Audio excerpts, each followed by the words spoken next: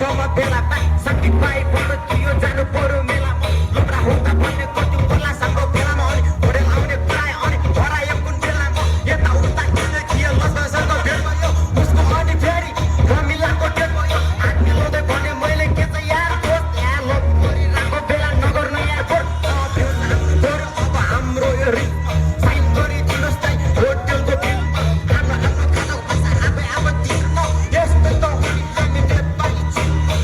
आउनु पर्यो अब हाम्रो यो रिसमा साइन गरिदिनुहोस् त होटेलको बिलमा आफ्नो आफ्नो खानाको पैसा आफै आफै तिर्नु यस्तै त हो नि हामी नेपाली चिल्म समय बित्यो अनि छुटिने पालो आयो मुलादेखि आयो फेरि कालीको पकालो लससँग बोल्ने अब त्यही मुलाको पालो अनि उसको जोडी देख्दाखेरि थाकियो छ पारो दोस्रो भन्यो मलाई यो कुनदेखि पो हो